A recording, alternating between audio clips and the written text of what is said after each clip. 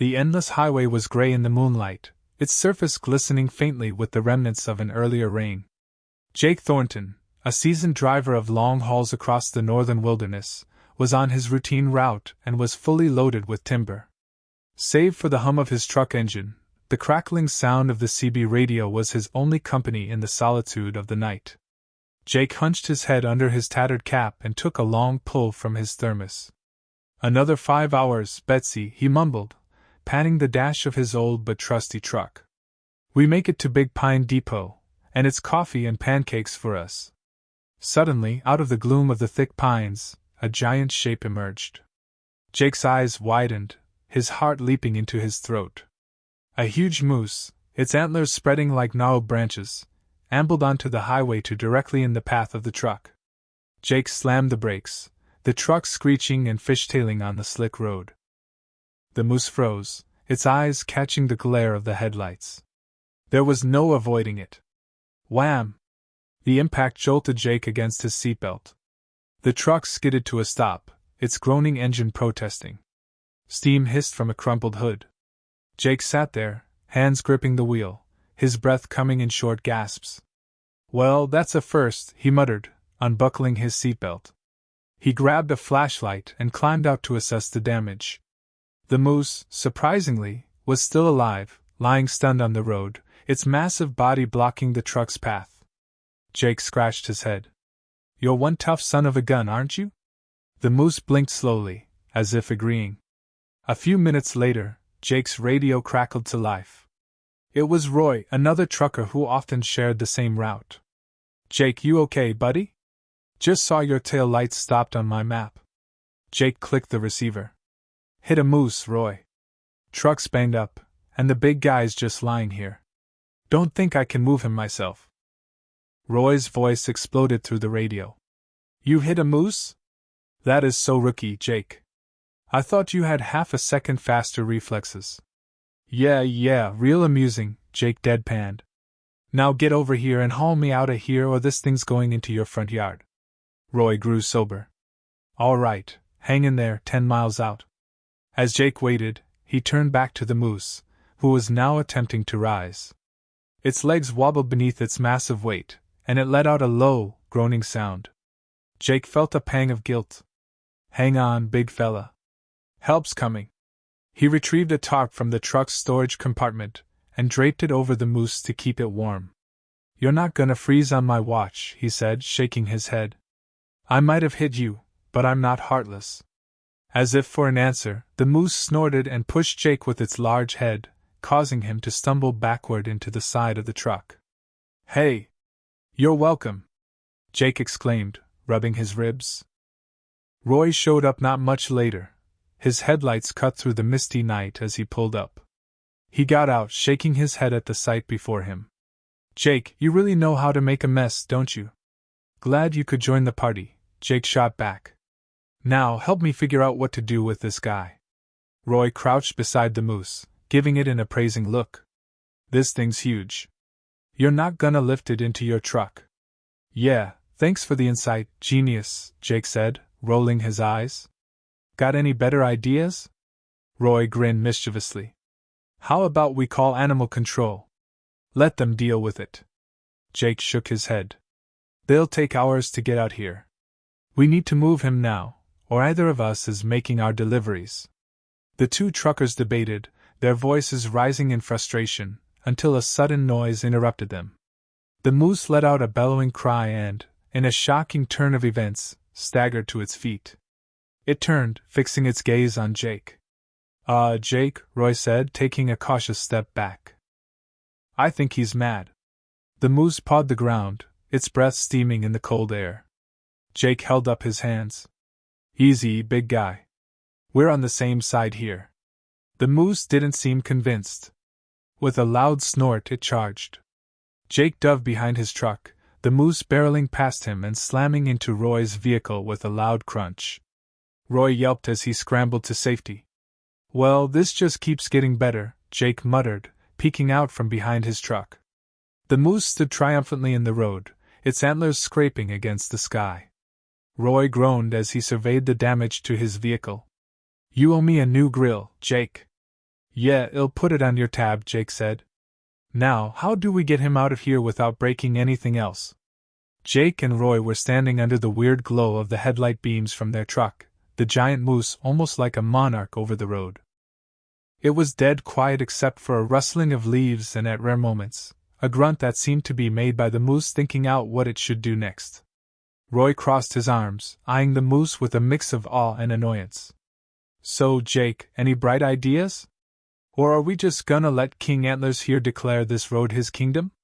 Jake sighed, wiping his brow with the back of his hand. We can't exactly call it quits, Roy. We're on a deadline, remember? If we're late to the depot, we can kiss our bonuses goodbye. Roy chuckled dryly. You really think this moose cares about our bonuses? Look at him. He's got the posture of someone who just inherited an empire. Jake wasn't listening. He was rummaging through the back of his truck, muttering under his breath. Finally, he emerged holding a can of energy drink and a box of granola bars. Roy raised an eyebrow. What's that for? A snack break? Jake shrugged. Plan A, bribery. Moose gotta eat, right? The makeshift peace offering didn't go as planned. Jake cautiously approached the moose, holding out the granola bar like a knight offering a truce. Easy there, big guy, he murmured. We're all friends here. The moose eyed him suspiciously before snatching the granola bar with a quick snap of its teeth. It chewed thoughtfully, then let out a deep, guttural bellow that echoed through the forest. Roy burst out laughing. Jake, I think you just made it mad. That's the sound of disappointment.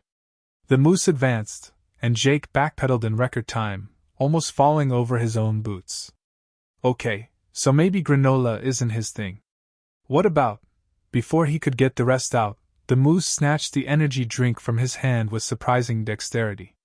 It sniffed at the can, then brought its massive hoof down on it, sending a spray of liquid into the air. Roy doubled over, tears streaming down his face. Oh man, he hates your taste in snacks and drinks. You're 2 for 2. The situation grew more complicated when headlights appeared in the distance, followed by the rumble of an approaching engine. Jake squinted, recognizing the vehicle as a small RV. The driver honked impatiently, the sound startling the moose, who turned its massive head toward the new arrival. The RV came to a screeching halt, and an elderly couple climbed out, their expressions a mix of concern and curiosity. Is everything all right here? The woman asked, clutching a thermos of coffee. Jake gestured to the moose. We're fine.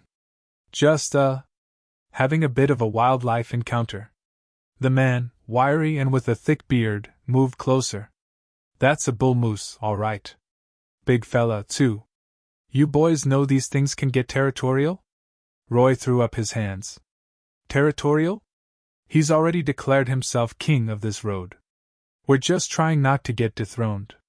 The old man nodded sagely. Best not to antagonize him.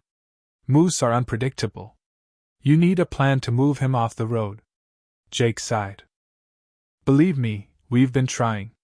The moose, while the group deliberated, started to investigate its surroundings, sniffing at the trucks and even poking its huge antlers into Roy's open cab window. Roy watched in horror as the animal knocked over his coffee thermos and sent his GPS unit tumbling to the floor. Hey! That's my stuff! Roy shouted, waving his arms.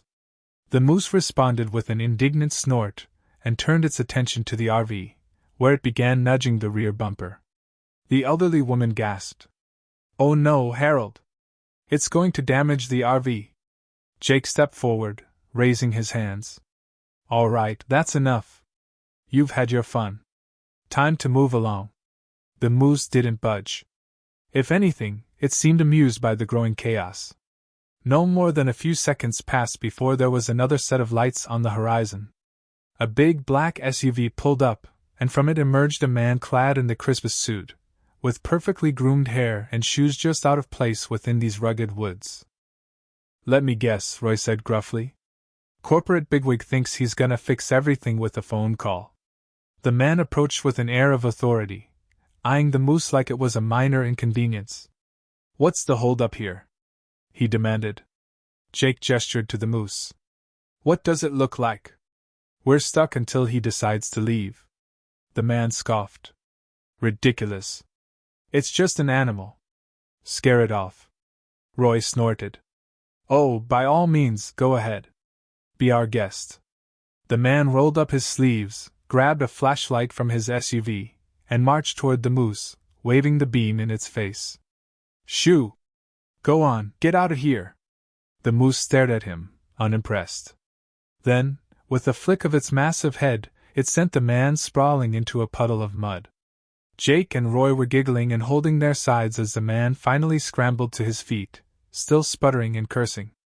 Guess he's not a fan of flashy suits, Roy quipped. By the time the sun rose, the group was worn out but resolute. Jake and Roy collaborated to improvise a barrier using tree branches and spare tarp, and by inches, they encouraged the moose away from the road. The animal finally gave in, lumbering into the woods with one last snort. The elderly couple waved their thanks as they drove off, and the man in the suit sped away, muttering something about calling his lawyer. Jake leaned against his truck, wiping sweat from his brow. Well, that was an adventure. Roy clapped him on the shoulder. You know, Jake, I think this tops the time you got stuck in that snowbank in Idaho. Jake grinned. Yeah, but at least the snowbank didn't try to charge me. The two friends shared a laugh before climbing back into their trucks and starting their engines. The road was clear, but the memory of the moose encounter would stay with them for a long time. The morning sun cast its golden light over the highway, revealing the aftermath of the moose encounter. Jake and Roy were back on the road, their trucks rumbling along at a steady pace. Despite the wear and tear from the previous night's chaos, they pushed forward, determined to make their delivery on time. But neither could shake the feeling that their adventure with the moose wasn't quite over. The miles flew by, till Roy's voice crackled over the CB radio. Jake, you think that moose is still out there plotting revenge? Jake chuckled and readjusted his rearview mirror. If he's smart, he's probably telling his buddies about the two clowns who tried to bribe him with granola bars. Roy laughed. Clowns? Speak for yourself. I was the voice of reason. You were hiding behind your truck while I played diplomat, Jake shot back. Real heroic, Roy. Their banter was interrupted by a sudden beeping from Jake's dashboard. He glanced down, frowning. Oh. Temperature gauge is spiking. Looks like the radiator's acting up. Roy's tone turned serious. Pull over before you blow the engine. It'll stop up ahead. Jake steered his truck onto the shoulder, steam spraying from under the hood as it came to a stop. He got out, swearing softly. A dented grille and cracked headlights were visible on the front end of the truck, with green coolant spilling onto the pavement. Roy pulled in behind him and jumped out of his cab, whistling low. Seen better days. Jake gave him a peremptory glare. Thanks for the insight, Captain Obvious. Now give me the toolbox. The now familiar sound finally drifted to their ears through the trees, the rustling leaves of a moving form far off. Without a word, the two froze, eyes jerking toward the forest. You don't think? Roy began, but Jake forestalled him with a hand. The rustling grew louder, and then, as if on cue, the moose emerged from the shadows, its massive form silhouetted against the morning light. It stood there, staring at them with an almost regal air. Oh, come on! Roy exclaimed, throwing his hands up. What is it with this guy? Jake sighed, wiping his hands on a rag. He's persistent, I'll give him that. The moose took a step closer, its eyes fixed on Jake. Roy backed away slowly. Okay, Jake, you're the moose whisperer. What's the plan?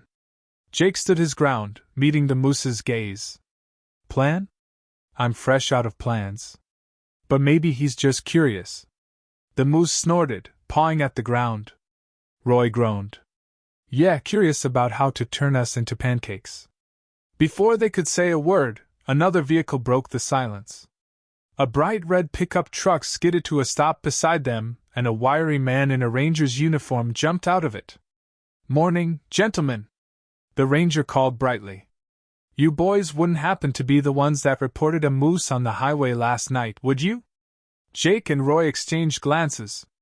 Yeah, that'd be us, Jake admitted. Looks like he's still hanging around. The ranger approached, eyeing the moose with a mix of respect and amusement. Well, you've got yourselves a stubborn one here. Moose are territorial, and this big fella seems to have taken a liking to you. Roy groaned. Great. We've been adopted. The ranger chuckled. Don't worry. I've got a tranquilizer gun in the truck. We'll move him somewhere safer. What should have been a simple process quickly turned into another ordeal. The moose, sensing the ranger's intentions, bolted back into the woods. The ranger cursed under his breath. Looks like we've got a chase on our hands. Jake sighed, fetching a flashlight from his truck. Why not? It's not like I got a delivery to make or anything. Roy followed reluctantly, muttering, This better not end with me stuck in a tree. The three of them entered the forest, following the moose's path. The air was dense with the smell of pine and damp earth, and the underbrush crunched beneath their feet. Jake kept his flashlight trained forward, the beams slicing through shadows. You know, Roy said, breaking the silence, this is how horror movies start. 2 truckers and a ranger chasing a moose in the middle of nowhere. Jake smirked. If the moose starts wielding an axe, I'm out. The trail led them to a clearing, where the moose stood at the edge of a small stream, its reflection shimmering in the water. It turned to face them, its antlers catching the sunlight. The ranger raised his tranquilizer gun. All right, big guy. Time for a nap. But before he could get off the shot, another sound echoed across the landscape, a rumble that was growing louder by the second. Jake and Roy turned in time to see a convoy of ATVs barreling their way, shouting and waving. The lead rider, a burly man in a leather jacket, skidded to a stop and jumped off his ATV. That's our moose, he shouted, pointing accusingly at the trio. Jake blinked. Your moose? The man nodded. Yeah, we've been tracking him for days. He's part of a wildlife study. Got a tracking collar and everything. The ranger frowned. If he's part of a study, why didn't anyone report him missing? The man shrugged. We didn't think he'd wander this far. Roy threw up his hands. So, let me get this straight. We've been playing cat and mouse with a scientifically significant moose? Jake sighed. Of course we have. Why wouldn't we? After a hot debate, the wildlife team was able to get the moose into a trailer by tranquilizing and baiting it. The ranger apologized for the mix-up, while the wildlife team promised Jake and Roy that their efforts would be mentioned in the study report. As the convoy drove off, taking the moose with them, Jake and Roy stood in the clearing, exhausted but relieved. Well, Jake said, clapping Roy on the back. That was one for the books. Roy shook his head. If I never see another moose again, it'll be too soon. The 2 men trudged back toward their trucks, ready to get away from the chaos. As they climbed into their cabs, Jake couldn't help but look back toward the forest, half expecting the moose to watch them. The trucks rumbled down the highway as Jake and Roy finally left the chaotic forest behind them. Both men were exhausted but quietly relieved that the moose was now someone else's problem. Or so they thought. It wasn't long before the radio crackled again. This time, it wasn't Roy on the other end, it was a voice either of them recognized. Breaker 19, this is Ranger Station 2. Looking for the drivers who had an incident with a moose near mile marker 78. Do you copy? Jake frowned and picked up his receiver. This is Jake Thornton. Who's asking? The voice replied, Ranger Callahan here. We've got a situation involving that moose you encountered. Looks like your names are tied to it. Roy leaned over his radio, groaning audibly. What now? We already gave him back to the wildlife guys. We're out of this, right? There was a long pause before the ranger answered, his tone laced with unease. You might want to pull over for this. Jake and Roy waited, parked at a truck stop.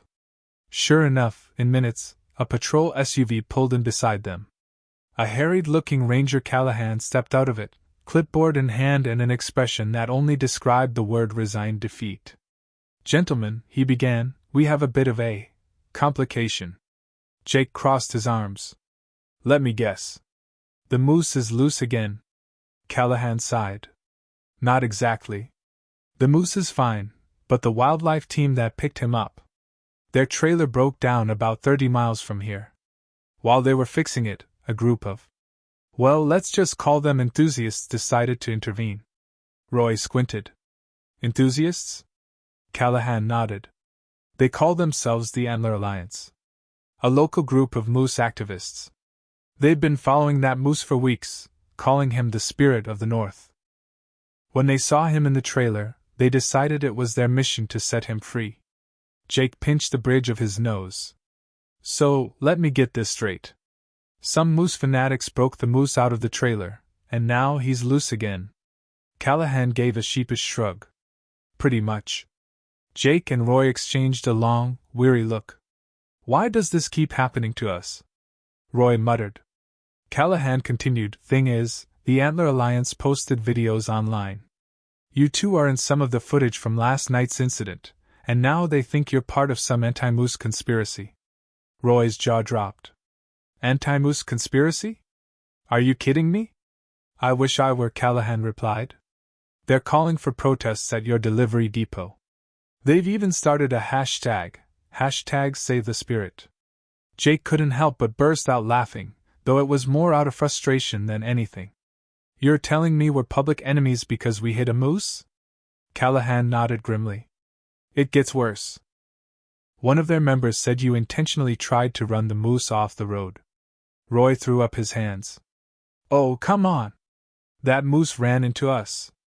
And now we're the bad guys? As the gravity of the situation sank in, Jake decided they couldn't let the narrative spiral out of control. All right, he said, if these people think we're villains, well, set the record straight. Where's the moose now? Callahan hesitated. Last we heard, he was spotted near a small diner about 20 miles north. The Antler Alliance is likely still nearby. Jake clapped his hands together. Good. We're gonna straighten this up, and we're taking that moose back to where he needs to go. Roy glared at him. You have finally lost your mind. We chased that moose all over, and now you want to go find it again? Jake smiled broadly. Come on, Roy. Just one last hurrah for the road. They hit the road once more, this time with Callahan in the lead, the trucks rumbling as they followed the Ranger's SUV towards the diner. When they arrived, pure bedlam ensued. A crowd of protesters, armed with signs reading Save the Spirit and Moose Rights Now, had collected in the parking lot. At the middle of it all stood the moose, munching on a discarded plate of pancakes while his admirers snapped photos. Roy groaned. This just keeps getting better. Jake stepped out of his truck, taking a deep breath before addressing the crowd. Hey! We need to talk.